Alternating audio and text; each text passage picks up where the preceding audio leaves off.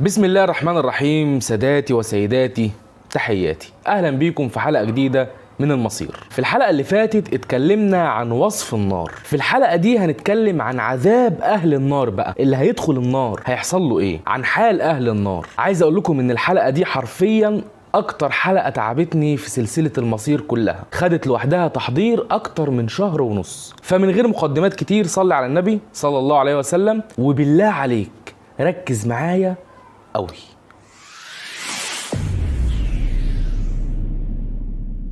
عذاب أهل النار بيبدأ من لحظة دخولهم النار، بيبدأ بالطريقة اللي بيدخلوا بيها النار. يعني العذاب بيكون في الطريقة نفسها اللي بيدخلوا بيها النار. ومن طرق دخول النار هي السوق. قال تعالى في سورة الزمر: وسيق الذين كفروا إلى جهنم زمرا. وفي سورة مريم: ونسوق المجرمين إلى جهنم وردا. أفواج من البشر الملائكة بتسوقهم عشان يدخلوهم النار. ومن طرق دخول النار هي الدع، يعني الدفع الشديد، الحتف. يوم يدعون إلى نار جهنم دعا، بيتحدفوا حتف في النار، بيتحدفوا وبيلقوا في النار. قال تعالى في سورة قاف: ألقيا في جهنم كل كفار عنيد. ومن أشد طرق دخول النار هي السحب على الوجوه. قال تعالى في سورة القمر: يوم يسحبون في النار على وجوههم ذوقوا مس سقر. ومن صور دخول جهنم كمان، ومن طرق دخول جهنم هي الاستدراج. يعني هو بنفسه اللي يجري على جهنم برجليه. واقفين في ارض المحشر هيموتوا من حر الشمس، فيتهيأ لهم دخان جهنم انه ظل يجروا عليه عشان يستظلوا بيه، فيقعوا في النار. قال تعالى في سورة المرسلات: انطلقوا الى ظل ذي 3 شعب لا ظليل ولا يغني من اللهب. ومن اصعب اساليب دخول جهنم هي السقوط من على الصراط، زي ما اتكلمنا في حلقة الصراط. دي انماط دخول النار. عذاب النار بقى شكله ايه؟ اللي بيدخل بقى النار باي طريقة كانت بيتعذب عذاب شكله ايه؟ ايه انواع العذاب اللي اهل النار هيشوفوه؟ اقول لك على حاجة، مش هقول لك عذاب النار كله عامل ايه، تعال اقول لك الاول على اهون اهل النار عذاب. قال رسول الله صلى الله عليه وسلم: إن أهون أهل النار عذابا يوم القيامة لرجل يوضع في أخمص قدميه جمرتان من النار يغلي منهما دماغه، ما يرى أن أحدا أشد منه عذابا وهو لأهونهم عذابا. يعني ده واحد بطن رجله بس اللي في النار، ومع ذلك دماغه اللي هي أبعد جزء في جسمه عن رجله بتغلي من بطن رجله بس. أمال باقي جسمه بقى حاله إيه؟ أمال رجله نفسها حالها إيه؟ طب ده حال اللي رجله بس في النار، أمال اللي جسمه كله في النار شكل عذابه إيه؟ قال رسول الله صلى الله عليه وسلم: يؤتى بأنعم أهل الأرض وهو من أهل النار، فيغمز غمزة في النار، فيقال له: هل ذقت نعيما قط؟ هل رأيت خيرا قط؟ فيقول: لا والله يا ربي ما ذقت نعيما قط، ما رأيت خيرا قط. انت عارف يعني ايه انعم اهل الدنيا، او يعني ايه انعم اهل الارض؟ يعني انعم واحد في البشرية، اغنى اغنياء التاريخ على مر العصور، انعم واحد في الكون كله. ممكن يكون انتهى، ممكن يكون مات من زمان، وممكن يكون لسه ما جاش، ممكن يكون عايش بينا دلوقتي، ممكن يكون النمرود اللي حكم الارض كلها. واحد كل سبل الراحه وكل سبل الرفاهيه تحت رجله، باشاره منه وباشاره من ايده الدنيا كلها بتتقلب وكل الناس بتترمى تحت رجليه. انعم اهل الارض، كل النعيم اللي هو كان فيه ده بينساه بغمسه واحده في النار. كانك جبت بسكويته كده وسقطتها في الشاي، بتغمسها في الشاي، الغمسه دي بتنسيه كل النعيم اللي شافه في حياته. امال المخلد فيها بقى، واللي بيدوق انواع واشكال العذاب اللي فيها، ده عذابه او حاله هيبقى ايه؟ بقول اشكال وانواع لان النار فيها اشكال وانواع من العذاب. النار زي ما قلنا في الحلقه اللي فاتت مش مجرد حريقه، لا، فيها اشكال وانواع مختلفه من العذاب، وفيها حياه كمان، فيها لبس، فيها اكل، فيها شرب، وكل دي انواع عذاب. فيها لبس، فيها لبس. قال تعالى في سوره الحج: فالذين كفروا قطعت لهم ثياب من نار. يعني دي مش ملابس عشان تقيهم من النار مثلا، دي الملابس اصلا من نار. يعني غير النار اللي هو فيها واللي بيتعذب فيها، هو كمان لابس نار. يصب من فوق رؤوسهم الحميم يصهر به ما في بطونهم والجلود. يعني تخيل كده تجيب واحد وتصب فوق راسه حديد مغلي منصهر، ولا حمم بركانيه مثلا، وحمم جهنم بقى، يعني حمم بركانيه من بتاعه جهنم مش حمم من بتاعه الدنيا. يصهر به ما في بطونهم والجلود، يعني بطنه من جوه بتغلي من الحميم اللي بيتصب فوق راسه. طب تخيل معايا بقى الحميم اللي بيخلي بطنه من جوه تغلي ده مجرد ما بيتصب فوق راسه، لو شربوا ودخل بقى في بطنه من جوه هيعمل فيها ايه؟ لو شربوا، هم اهل النار بيشربوا؟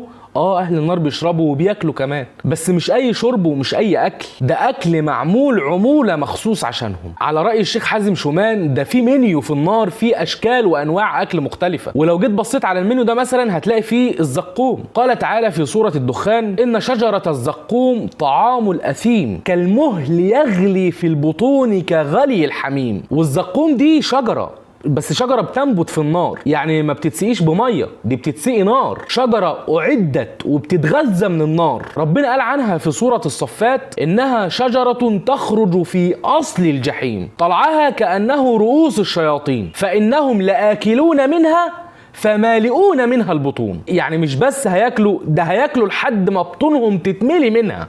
فاهم هياكلوا من ايه؟ فاهم ايه الزقوم ده؟ سيدنا محمد صلى الله عليه وسلم قال عنه: لو ان قطرة من الزقوم نزلت على الارض لافسدت على اهل الارض معيشتهم. قطرة واحدة بس. امال اللي بياكلوا بقى وبيملى بطنه منه بيحصل فيه ايه؟ وده صنف واحد بس في المنيو. عندك كمان الغسلين مثلا. قال تعالى: فليس له اليوم هاهنا حميم ولا طعام الا من غسلين لا ياكله الا الخاطئون. والغسلين ده هو عصارة اهل النار، نتيجة تعذيب اهل النار، جلود واجسام اهل النار اللي بتسيح، هو ده الغسلين. فلك ان تتخيل بقى قبح الطعم ونتن الرائحة وشدة الحرارة. مش كده وبس، ده في ضريع كمان، ودي شجرة برضو، بس شجرة عاملة زي الشوك كده، لا بترم عظم ولا بتسد جوع. قال تعالى: ليس لهم طعام إلا من ضريع لا يسمن ولا يغني من جوع. ودي أنواع أكل ناهيك عن إنها بتشوي الجسم أصلا وبتصهر الجلود والأجسام، بس بتعطش برضو، وهم بيعطشوا، يعني حقهم يعطشوا من النار اللي بداخل جوفهم دي، وبيستغيثوا وبيغاثوا. قال تعالى: وإن يستغيثوا يغاثوا بماء كالمهل يشوي الوجوه بئس الشراب وساءت مرتفقة. فبيشربوا ماء كالمهل، والصديد اللي هو عصارة أهل النار برضو بس السائل بقى. وعندك الغساق والحميم: وسقوا ماء حميما فقطع أمعاءهم. وخلي بالك هنا من لفظ وسقوا مش وشربوا، ده بيشربوه غصب عنهم، يعني زي ما تجيب بطة وتزغطها كده بالعافية، بيشربوا الحميم بالعافية. فقطع أمعاءهم، يعني مش بس بياكل نار وبيشرب نار، ده بياكلها وبيشربها غصب عنه وبذل وبإهانة. وعذاب الذل والإهانة ده أصلا نوع لوحده كده من أنواع العذاب النفسي. أنت عندك كلمة عذاب مهين وردت في القرآن 8 أو 10 مرات على ما أتذكر. عذاب بإهانة. انت مش بتلاقي ناس دلوقتي بتستهين بعذاب النار وتقول لك: يا عم انا عايز ادخل النار، على الاقل هلاقي فيها عظماء الفن والموسيقى، ونسمع موسيقى مش عارف مين، ونسمع صوت ونتطرب، ومش عارف مين يطربنا بصوته وبألحانه، ومين هترقص ومش عارفة ايه. مش بتسمع الكلام ده. مش بيستهينوا بعذاب النار، بتستهين بعذاب النار هتتهان في النار. ومن انواع العذاب النفسي عذاب التجديد، ان العذاب بيتجدد ما بيفضلش زي ما هو. كلما نضجت جلودهم بدلناهم جلودا غيرها ليذوقوا العذاب. كل ما الجلد يسيح يتبدل جلد جديد عشان يتعذب اكتر واكتر، والعذاب يتجدد اكتر وبزياده. فذوقوا فلن نزيدكم الا عذابا. عذاب فوق العذاب اللي هم فيه اصلا. وفي كمان عذاب التيئيس: كلما ارادوا ان يخرجوا منها من غم اعيدوا فيها وذوقوا عذاب الحريق. عارف انت الافلام القديمه بتاعت زمان دي، لما كان يبقى واحد خاطف واحد في صحراء مثلا وربطه، والمخطوف ده يقول له: هات اشرب، ريقي بيتقطع هموت عطشان، فيجيب له ميه كده عند حلقه كده وعند فمه كده، ويروح صاببها له قدامه كده، اللي هو بيقهره اكتر، اللي هو الميه اهي بس مش هتشرب، يحرق قلبه اكتر ويتعذب اكتر من العطش اللي هو فيه. ولله المثل الاعلى. اهو عذاب التيئيس ده كده، كل ما يجي لهم امل في تخفيف العذاب يتفاجئوا بعذاب زياده عن اللي هم فيه. كل ما النار ترفعه لفوق من شدتها ويفتكر انه خلاص هيخرج من النار، يلاقي الملائكه بتضربه من فوق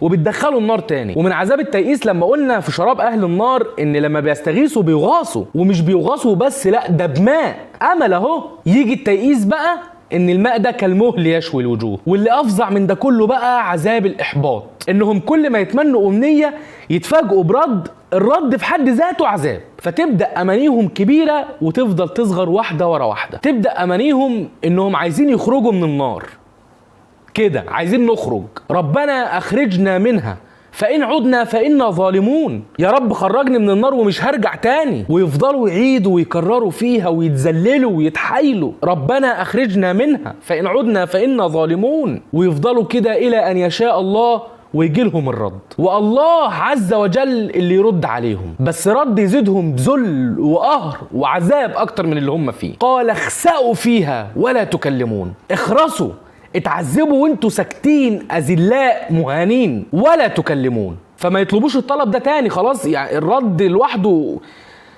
عذاب في حد ذاته، خلاص مش عايزين نخرج، بس عايزين تخفيف يوم واحد بس. وقال الذين في النار لخزنة جهنم ادعوا ربكم يخفف عنا يوما من العذاب. عايزين خزنة النار يتوسطوا لهم عند ربنا عشان يخفف عنهم العذاب يوم واحد بس، يوم واحد، مش ما يتعذبوش في اليوم ده، لا العذاب يتخفف بس، ويفضلوا يتحايلوا ويتذللوا لحد ما يردوا عليهم خزنة جهنم. قالوا أولم تأتيكم رسلكم بالبينات، مش جات لكم الرسل وأنذرتكم وحذرتكم من العذاب؟ قالوا بلى. قالوا فادعوا وما دعاء الكافرين إلا في ضلال، محدش هيسمع لدعائكم ولا حد هيستجيب. فيحبطوا أكتر وأمانيهم تصغر أكتر وأكتر، ويبدأوا يكلموا أهل الجنة بقى ويستغيثوا بيهم، أهم بشر زيهم ويمكن يحسوا بيهم. ونادى أصحاب النار أصحاب الجنة أن أفيضوا علينا من الماء أو مما رزقكم الله، ادونا شوية مية أو أي حاجة من اللي ربنا رزقكم بيها، هيموتوا من الجوع ومن العطش. فيردوا عليهم أصحاب الجنة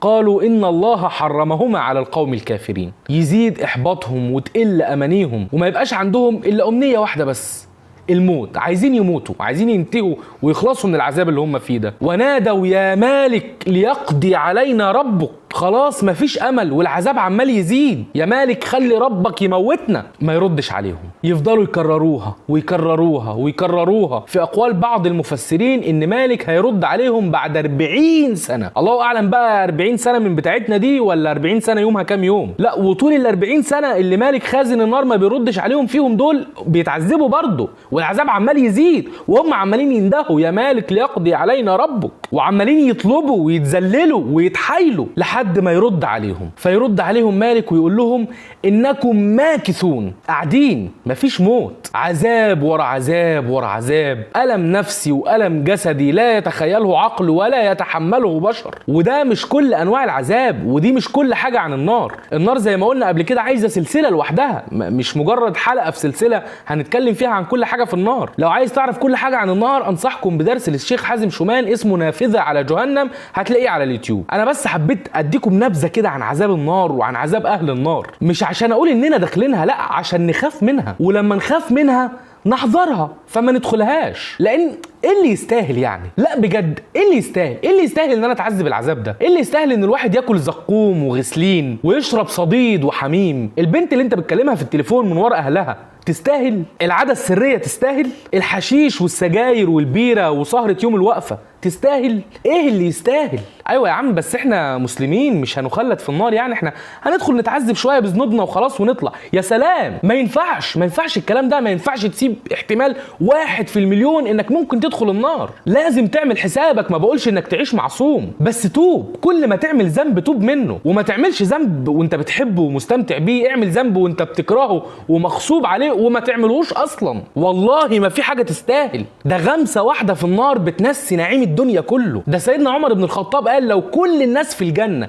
إلا واحد لظننت أنه أنا. سيدنا عثمان بن عفان رضي الله عنه قال لو أني وقفت بين الجنة والنار لا أدري إلى أين مصيري لاخترت أن أكون رمادا قبل أن أعلم إلى أين مصيري. أنت مطمن ليه؟ مش خايف ليه؟ ده رسول الله صلى الله عليه وسلم كان بيستعيذ من جهنم في كل صلاة. وهو من هو المعصوم صلى الله عليه وسلم، هو الذي غفر له ما تقدم من ذنبه وما تأخر، هو حبيب الله صلى الله عليه وسلم وخايف من النار. أنا وإنت نعمل إيه؟ قال تعالى نبئ عبادي أني أنا الغفور الرحيم وأن عذابي هو العذاب الأليم. لازم تعرف إن عذاب ربنا أليم عشان تخاف منه وتتقيه عشان ما تتعذبش فيه. فاتقوا النار بأي حاجة، ما تسيبش فرض، ما تفطرش يوم في رمضان، ما تعصيش ربنا. اتقوا النار ولو بشق تمرة بس كده. والحمد لله خلصت الحلقة اللي كنت خايف منها، ومشينا خطوة زيادة في مصيرنا وفي رحلتنا للمصير. الحلقة الجاية بقى عن الجنة؟ لا، الحلقة الجاية إن شاء الله عن القنطرة، آخر مرحلة قبل دخول الجنة. المرحلة اللي بسببها في ناس بعد ما هتعدي من على الصراط وهتعدي من النار ويبقى مفيش بينها وبين الجنة إلا خطوة واحدة، هترجع تاني وتدخل النار، وهتشوف بقى العذاب اللي عمالين بقالنا قد كده بنحكيه ده. ليه بقى؟ هيرجع ليه تاني ده يعني؟ وايه هي القنطرة دي وبيحصل فيها ايه وعدي منها ازاي؟ ده اللي هنعرفه في الحلقة الجاية ان شاء الله من المصير. فاشترك في القناة وفعل الجرس عشان الحلقة الجاية توصل لك، واعمل لايك وشير للفيديو ده عشان يوصل لغيرك. وان كان لسه في العمر بقية اشوفكم الحلقة الجاية. تحياتي هشام مصطفى، والسلام عليكم ورحمة الله. واتقوا يوما ترجعون فيه إلى الله ثم توفى كل نفس ما كسبت وهم لا يظلمون.